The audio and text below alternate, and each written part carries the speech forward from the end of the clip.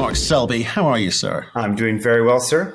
Happy New Year. Well, yeah, Happy New Year. We can just about say that now. Yeah. But we have traditions in this household, Mark. And Yes, we one do. was your party too, which is we always look back and do a review of what happened last year. But more importantly, more excitingly, you make a call on the year coming up. And so far, 3 years in a row, you've got it right.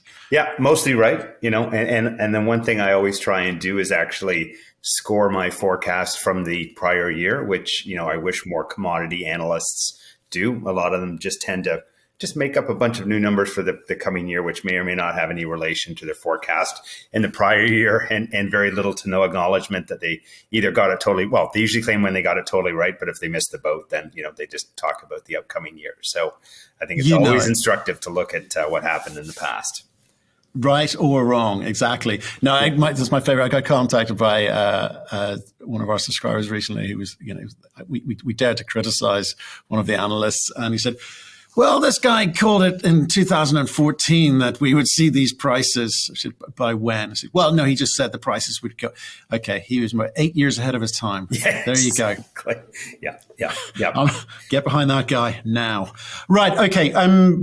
Like I say, so we obviously speak every week on the battery show on the app at cruxinvestor.com. Please go along and take a look, folks. 14-day free trial in there if you want it. And we can talk about the macro thematics for nickel quite often and other things too. But you've got a little presentation for us today, so I'm going to not do too much work, which is the way I like it, Mark. Sure. So, do you want to share your screen and maybe we can get into it? Yeah, perfect. So 2022, sort of 3.5 out of 5, a solid 70%.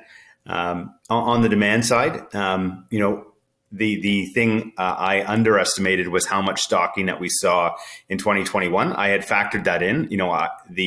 You can see further down that I thought prices were going to be pretty choppy during the first half of the year.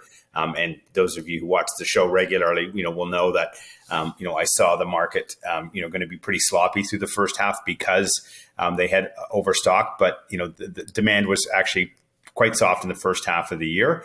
Despite that, the market, because it had been so tight, remained tight. And then obviously, we had the Russian invasion, which caused nickel to go through its massive spike, which I did not call. And because I didn't forecast that Russia was actually going to invade Ukraine. But I think the key thing here is, one, this is the part that analysts get wrong, time and time again. Nickel is a high growth metal. It does not grow at 2 to 3% a year on average. It grows at 4 to 5%. And when you have a new use, it grows at much higher growth rates, than those kind of numbers. So we saw growth in the stainless market. Again, that's the piece that people underestimate. Stainless itself is a high growth market. It's not just China. It's about a high strength to weight metal that in today's market, where people are looking to, find ways to make their everything they're doing more energy efficient and have better life cycle costing. Stainless, is always in place. The one thing I did get right, we did see massive supply growth come out of Indonesia. So over 15% per year. Again, normally a 15% growth number would make people panic, but we had such a big deficit coming out of 2021 and continued strong growth that, we've ended this year with a surplus. Again, which, I was thinking that we would end up in a balanced market, but with demand coming in lower than expected, not surprising that we did see some surplus. But again, you're seeing very little inventory. So this is the thing as a if you're an investor and say, okay, we've seen no growth in nickel inventories, stainless inventories globally that are visible or reported of any size. So why are these massive surpluses there? This is the thing again that analysts get wrong. When you have a brand new set of uses, when you have entire brand new supply chains being set up, there's effectively first fills. As you fill up a plant to build it, as you fill up a delivery chain to do. And so, I think what you'll see is, as people go through their numbers for the end of the year, that, the surpluses, that started the year for some of these guys at 100,000 tons, plus, in the market and are whittled down now to kind of 50 to 80,000 tons. I think you'll see those get even smaller going forward. And again, this is going to be a factor as we have this massive growth in the battery supply chain over the next 3 to 5 years. So this first fills, is going to be an issue across all of the battery metals, and is something, again, analysts do a horrible job properly accounting for. Net, the thing that's important is, where did the market actually end up, and where were prices? And again, I think pretty proud of the fact that, I think one of the few people calling the market at the beginning of last year, that we were going to see pricing improve as we went into the fourth quarter. And what was really driving that was once we got through the destocking in the first half of the year on the EV side, you're going to see a massive, the underlying growth is massive, and that it would reassert itself as we got into this, the third and fourth quarter. And again, in these destocking cycles, when you have a high growth, if you're here and you've destocked and the growth is going like this, the demand has to do this to catch up. So you see these really sharp increases, and that's exactly what we saw coming into the end of the third quarter and through the fourth quarter, which pushed nickel prices up, into the $24,000 a ton range. Other thing, pretty proud of in terms of, 2-3 years ago, you go back to the very first videos, I talked about how this whole class 1 versus class 2 stuff was just nonsense, that it was a short-term gap, and that you could take material from laterites or material from sulfides and take them to whichever market, that the market wanted that material, and that matte was going to be the product that would emerge to make that happen. And so, we saw a massive ramp up in matte production, throughout 2022. That's going to continue in 2023, and I'll talk some more about that in our forecast for 2023. But I think, one stat to really, really highlight here is, 78% of the nickel sulfate that was produced in China was produced from either matte or MHP. Those are not class 1 finished nickel products. Those are semi-processed intermediate products that are being converted into a final product. That's exactly, you're going to see the processing capacity get built to take these products, and convert them into a usable product. It's the best way to make them. And again, this is a trend that's going to emerge going forward. And so now the one thing is, again, with the market being a little bit slacker in terms of the demand side, we still have this big overhang, and we're not going to get through that gap. So that overhang is being translated into big discounts for NPI, matte, and MHP right now. By the end of the year, and we'll pivot into 23 forecast, I expect that, to change pretty dramatically as we get in, by the end of next year. So again, pretty happy with where everything landed. I was expecting a little more demand, but net, was pretty happy with the call for 2022.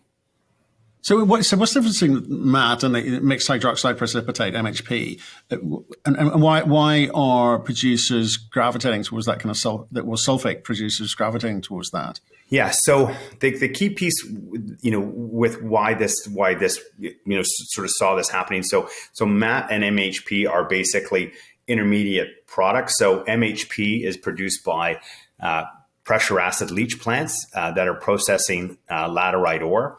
So instead of going all the way to a finished 99.8% product in a single facility, it makes a lot more sense just to go to the intermediate, and rather than build that refining capacity at a remote location in a developing country, is just, build a bigger plant in China, that can process it, there at a much larger scale, because it's taking feed in from different locations. So that's sort of benefit number one. Benefit from number two is, if you look at the way, how are the people actually using this material? And so the first thing that happens with all these materials is they basically get dissolved.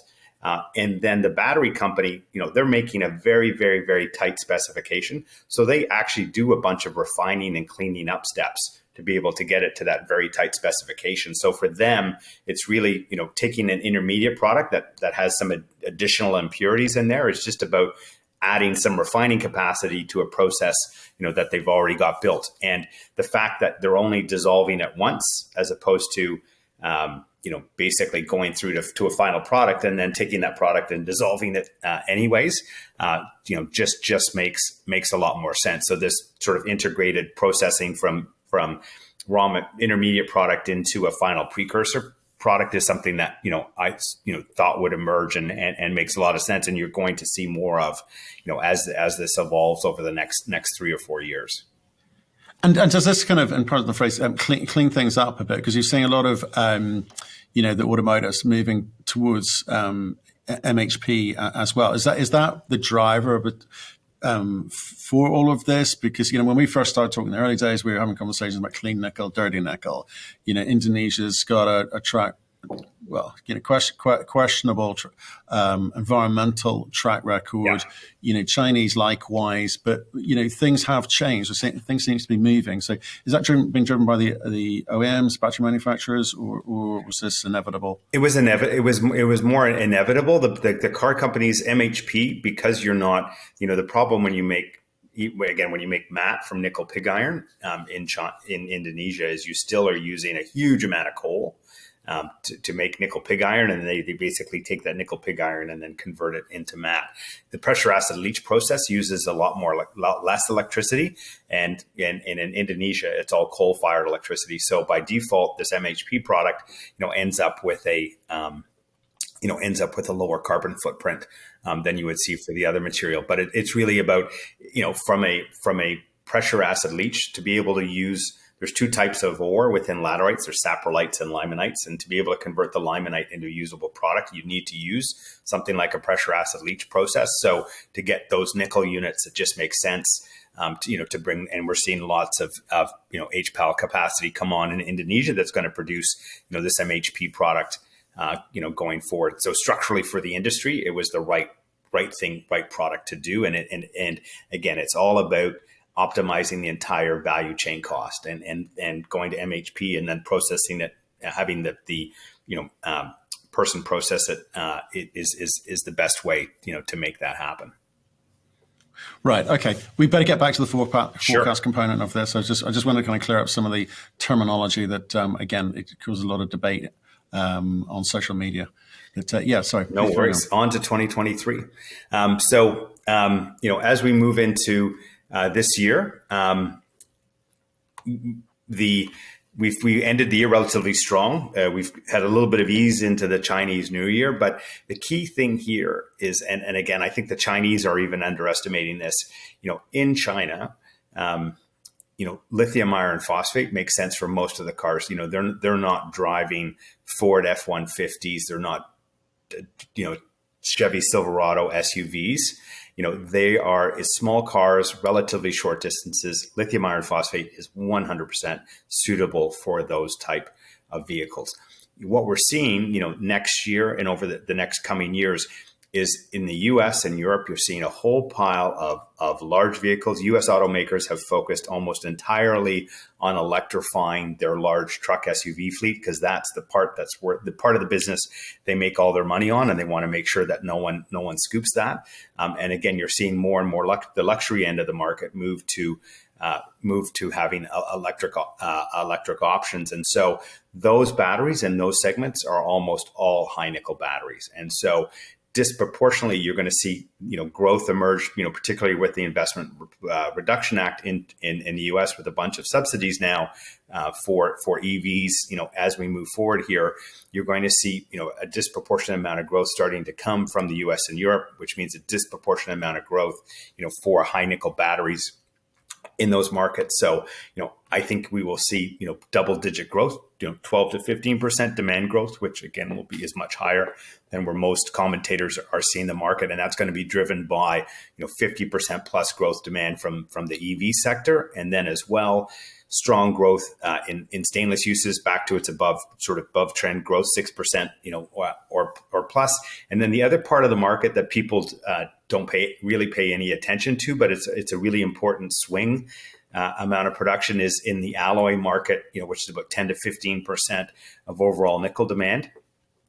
Oil and gas and aerospace are two big users of that material. And obviously with in the first half of the pandemic, both of those, sectors were hit really hard. Coming out of the pandemic, both of those are rebounding really strongly. And again, they have very long supply chains that need to be filled up to be able to, it takes a long time to go from, buying some nickel to make an alloy to having that alloy end up in a jet engine. So, so you're going to see a lot of growth front loaded as these sectors rebound, order books fill back up. And so, again, I think demand is going to surprise significantly on the upside. On the supply side, again, there's been lots of talk about how much supply is coming from Indonesia. And there's going to be a lot of NPI and a lot of MAT that's coming.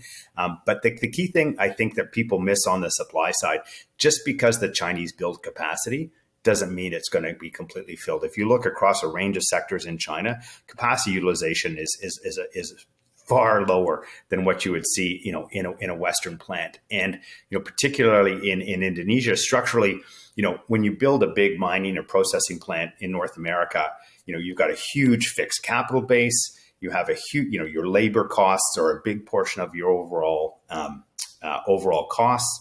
And so, you have to, run that thing as close to 100% or preferably even 105% of capacity in order to make money. For these nickel pig iron, through the stainless plants in Indonesia, they purchase their ore from local producers. So that's a huge cost. The next bit, the other massive cost, even larger than that, is the electricity that's required to convert that material, into a final product. And when you look at the fixed overhead portion of the cost, it's very small. So they have no incentive to overproduce, to stockpile stuff just to try and get their capacity utilization and unit cost down to a point, because they just don't have the fixed overhead cost base that you would see in the West. And so, this year, even though we've seen a huge amount of increase in nickel pig iron, we really haven't seen much of an increase in stainless production, in Indonesia, even though there's a whack of capacity that's there, because again, they're not going to produce a product that the market's not there for. So again, I think,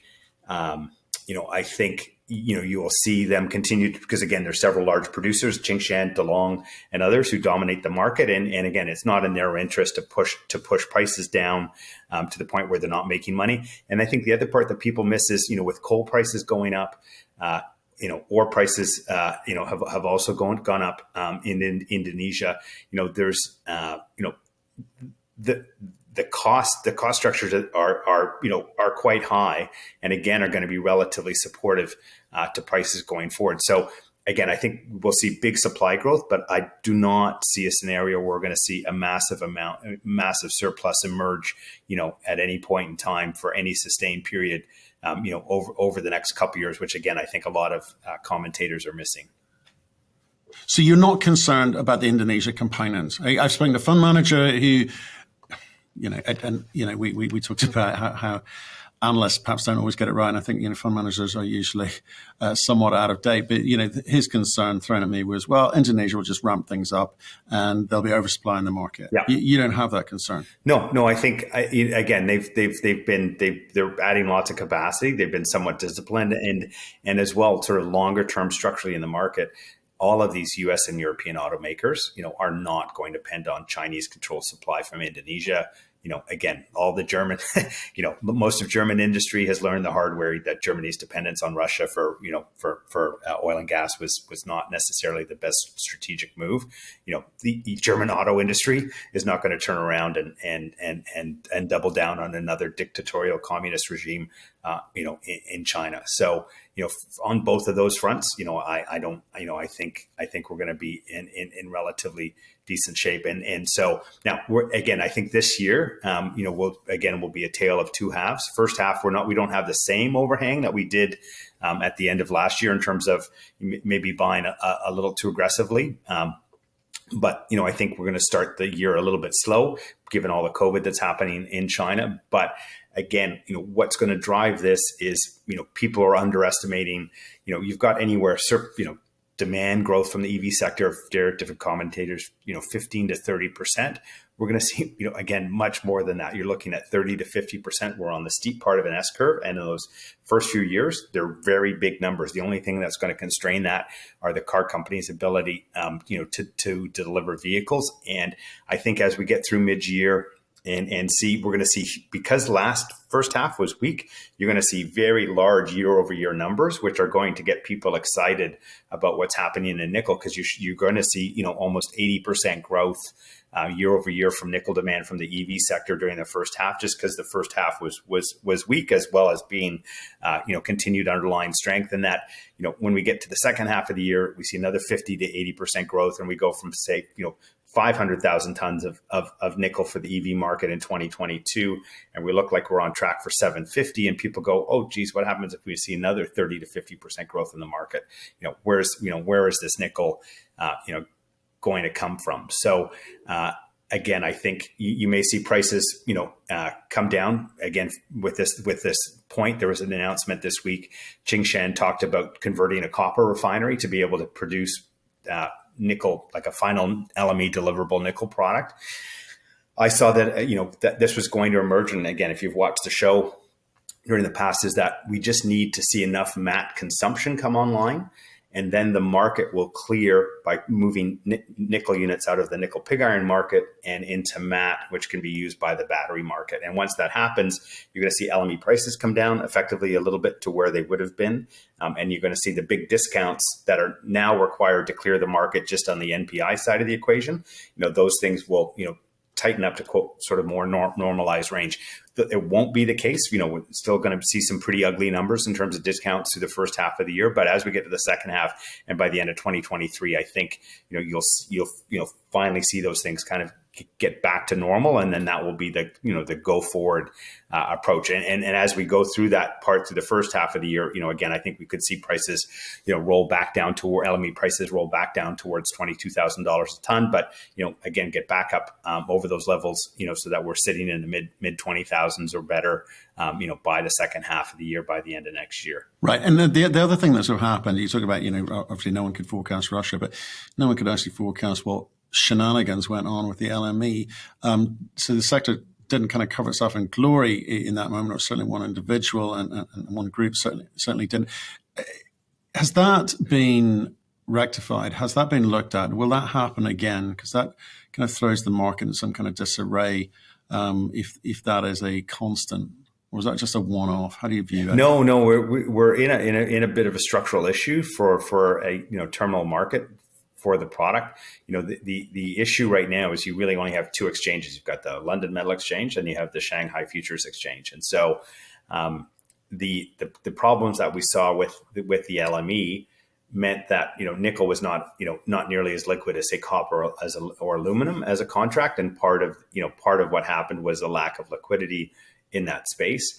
Is a bunch of that liquidity has drained away. And so some of it's migrated over to the Shanghai exchange.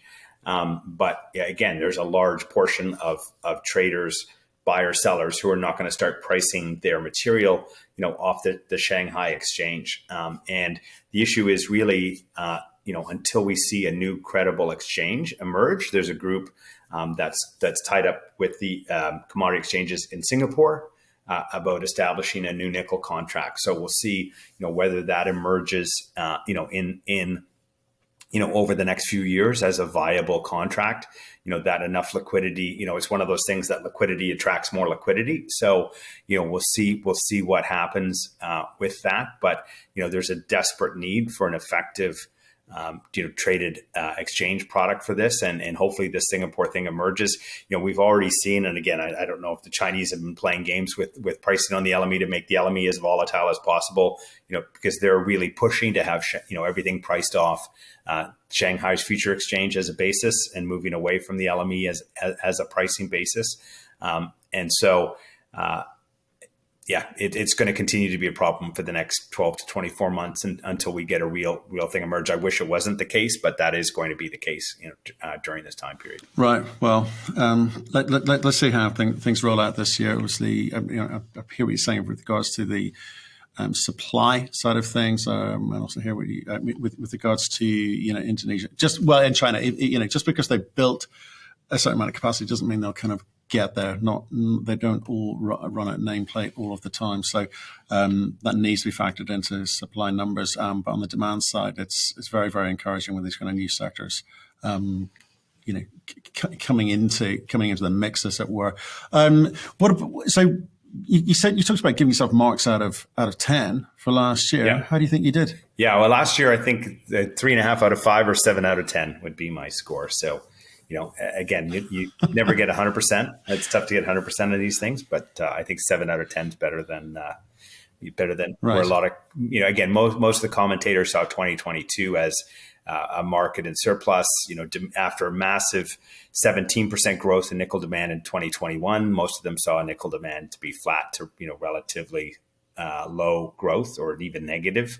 A bunch of them had massive amounts of supply coming from Indonesia, and the market being in a massive surplus, all year. At the end of the day, prices, nickel prices went up versus where it started at the end of the year, and none of that material has materialized in exchange inventories at all. So, I would say most of the market got it very, very wrong after getting it also even more wrong in 2021. So we'll see what happens in 2023. And again, this is not uncommon. In the early 2000s, most of the market commentators didn't understand China, and it took them really kind of 3 or 4 years of continued Chinese outperformance versus expectations before the market woke up to the fact that China was for real, and the kind of huge growth in metals demand was also for real. Again, I think the same phenomenon is happening with the EV market, and people underestimating just how big and how quickly that's going to grow. So. Yeah, therein lies the challenge, because I think so far, as we've discussed on a weekly basis, the analysts are not calling it right when it comes to the EV side of things. Broadly, not just on the nickel side, copper, everyone. It's growing rapidly. COVID hasn't seemed to have got in the way of it. That said, Tesla. Doing discounting in China doesn't seem to have gone down too well over there. But in terms of the uptake in electric vehicles, it's incredible, absolutely incredible ecosystem that's being built out there. I think people are just noticing some of the conversations we were having a year ago. Some of that content's only just kind of filtering into the market with regards to the size of the infrastructure builds across Europe and even the US. And people, hopefully that does something for the equities market this year and gives it a little bit more confidence that we saw in 2022. Yep. No, I think it'll be a good year. Again, I think in, just not just nickel, but I think, again, the disconnect between the physical commodities market and the equity markets for those commodities. I have to go back to that time when China was on the scene back into 2002, for the scale of the disconnect between those two markets. So I think, hopefully it's been a tough year for mining investors, but I think, 2023 is going to, and 2024 are going to be, a couple of those years that we will remember for a long time. Right. Okay. So you leave us with some final thoughts. What should we be focused on? What's important? What's not? So the key here is again, don't get distracted by the noise around, what Tsingshan's necessarily, doing or saying. We're in the midst of a conversion where we had one market clearing mechanism, and we're going to a new market clearing mechanism, which is going to make the exchange prices more relevant to the entire nickel market.